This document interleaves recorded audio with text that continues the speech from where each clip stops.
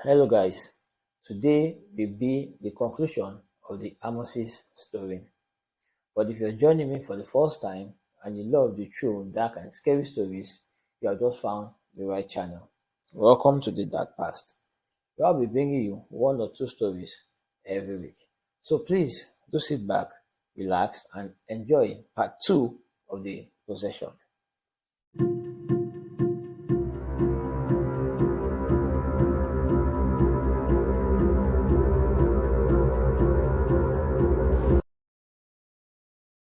That night, Latoya slept in the hospital with her 7-year-old son, while Rosa took her granddaughter and the older grandson to a relative's home in Gary.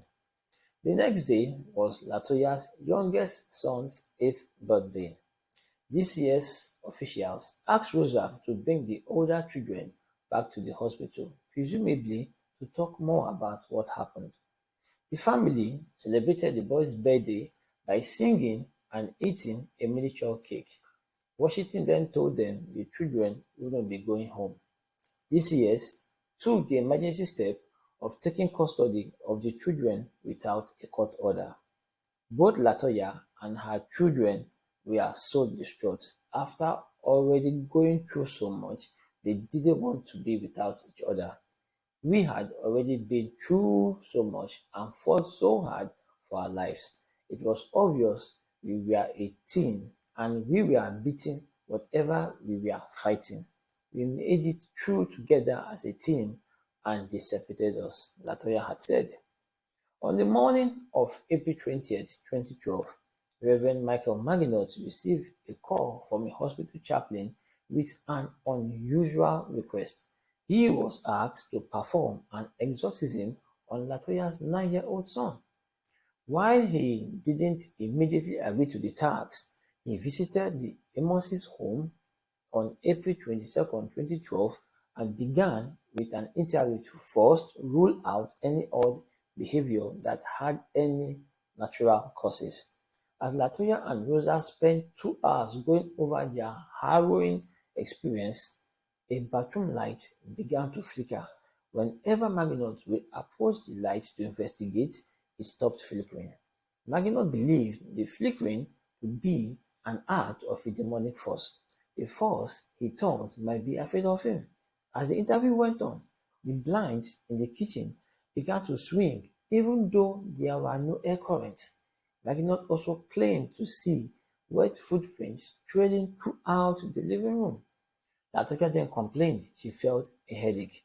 When Maginot placed the crucifix on her forehead, she convulsed. After a 4-hour interview, Maginot said he was convinced the family was being tormented by demons. He said he also believed there were ghosts in the house. Maginot blessed the house before he left, reading from the Bible and sprinkling holy water in each room. He then told them to leave because it wasn't safe. They temporarily moved in with some family relatives, but not for long, because the women had to return to the house less than a week later to accompany the DCS case manager and the Lake County Police on an inspection. Out of curiosity, officers from the Gary and Hammond Police Department joined in on the tour, which is what brought Captain Charles Austin to the house. Latoya refused to go inside, but Rosa agreed to accompany the group. The makeshift altar Latoya had created was still in the basement, along with the rings of salt she had poured against the basement walls. Rosa told the officers that demons seemed to emanate from beneath the stairs. Austin, the Gary police captain, was one of those officers, who later said that he believed in ghosts and supernatural but said he didn't believe in demons. But Austin later said he changed his mind after visiting the house. During the interview with Rosa, one of the police officers' audio recorders malfunctioned. The power light flashed to indicate that the batteries were dying, even though the police officer had replaced fresh batteries in the recorder earlier that day. Another officer recorded audio, and when he played it back, he heard an unknown voice whisper the word, "Hey." That officer also took photos of the house. In one of the photos of the basement stairs, there was a cloudy white image in the upper right-hand corner. When the officer enlarged the photo, the cloud appeared to resemble a face. The enlargement also revealed a second green image that the police say looks like a female. Austin had his own eerie observations in relation to the house. He documented that the garage door at the Amos's home refused to open even with the power on. Photos taken on his iPhone features strange silhouettes.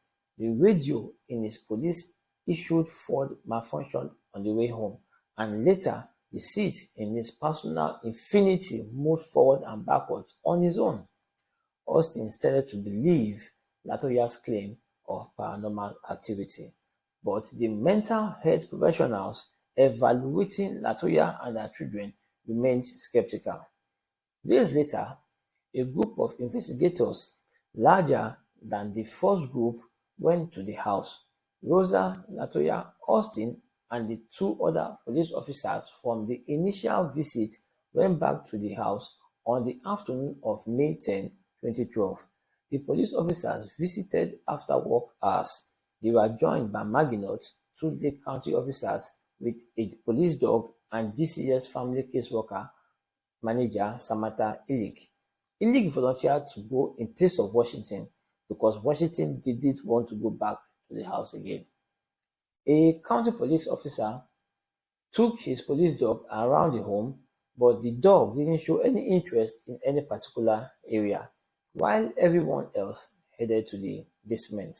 Illich touched some strange liquid she saw dripping in the basement and said it felt slippery yet sticky between her fingers. Maginot told police he wanted to check the dirt underneath the stairs for a pentagon or personal objects that might have been cursed. It is believed that a pentagon indicates demonic presence and possible portal to hell, or if someone had died in the house and was buried underneath the stairs, it could explain the paranormal activities in the house.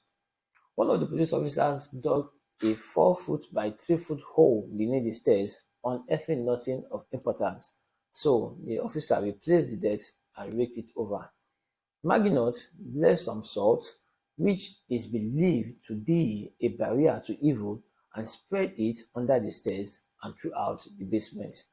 Illich was standing in the living room with the rest of the group when she felt her pinky finger started to tingle and whiten. She complained it felt as if it was broken. Less than 10 minutes later, Illich felt as if she was having a panic attack. She couldn't breathe, so she walked outside to wait for the group.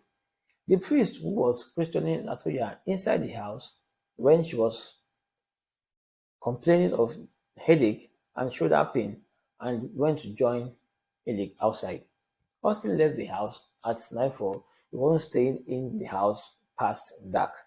The other officers continued to walk through the house. On the main floor, they noticed an oil-like substance dripping from the blinds in the bedroom, but couldn't figure out where it was coming from. To make sure Rosa or Latoya hadn't poured oil on the blinds, two of the officers used paper towels to clean it off. The officers then sealed the room for 25 minutes and stood nearby so no one could go in. When they went back in, the oil had reappeared again. Maginot told the officers the liquid was a manifestation of a paranormal or demonic presence. Maginot then wrote on a report detailing his findings and asked Bishop Dale Melzek to perform or to grant him permission to perform an exorcism on Latoya. All this while her kids remained in DCS custody. Melzek, who had never authorized an exorcism in 21 years as being a bishop of the Diocese of Gary, initially denied Maginot's request to do a church-sanctioned exorcism and told Maginot to contact other priests who had performed exorcisms in the past. Maginot needed other priests to give him the ritual for a minor exorcism which does not require a church approval. The priest he consulted told him to go look it up on the internet. So he did an intensive blessing on the house to expel bad spirits. The same day, Maginot performed a minor exorcism on Latoya. The ritual consisted of prayers and appeals to cast out demons. The ritual lasted for 2 hours with 2 police officers and Illich, the DCS case manager, in attendance. Illich said she got chills during the nearly 2 hours rite. She felt some kind of presence around her. It was as if someone was breathing down her neck. She left the house believing something was truly going on in there. She started having a string of medical problems after visiting the house. A week after she visited the house for the last time, she had got third-degree burns from a motorcycle accident. Within 30 days, she also broke 3 ribs while jet skiing, broke a hand while she hit it on the table, then broke an ankle running in flip-flops to the extent that some of her friends were now avoiding her because they believed that something had attached itself to her. Maginot tasked Latoya to look up the names of the demons that had attached themselves to her. Every demon had a personality, and those personalities were presented by the problems the family faced during this time. As Latoya and her friends searched online, their computers kept shutting down. She persisted through the technical difficulties and the dizziness and found names that fit, such as Beelzebub, the Lord of Lies. She also found names of demons that tormented and hurt kids, which she felt explained what happened in the house. Bishop Melzek got Maginot's permission or gave Maginot permission to exorcise Latoya. The ritual is the same as the minor exorcism but more powerful because it has the backing of the Catholic Church. Maginot ultimately performed 3 major exorcisms on Latoya, 2 in English and 1 in Latin, in June of 2012 at his Maryville church with 2 of the police officers who also visited the house in case Latoya needed to be retrained.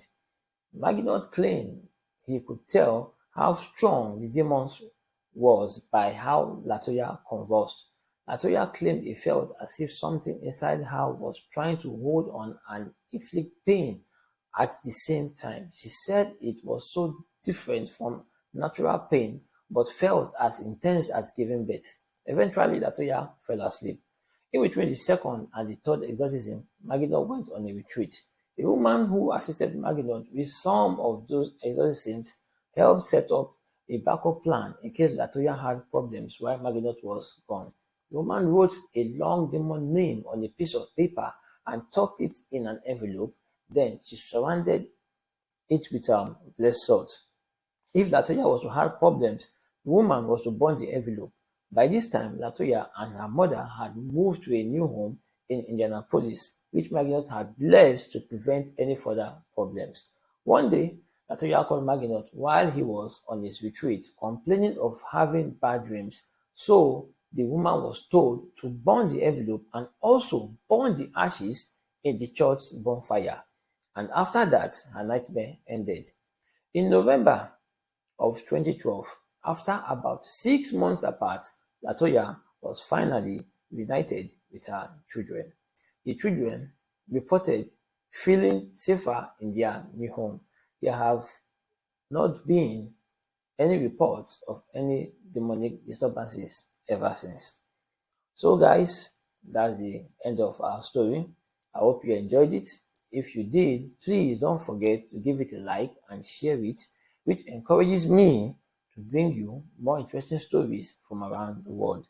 I don't know what media you are watching with, but you can also find me on Facebook, on Instagram, and YouTube. And please do not forget to like and subscribe to my YouTube channel and turn on all notifications so you don't miss any of my weekly uploads. Thank you. See you next time and bye for now.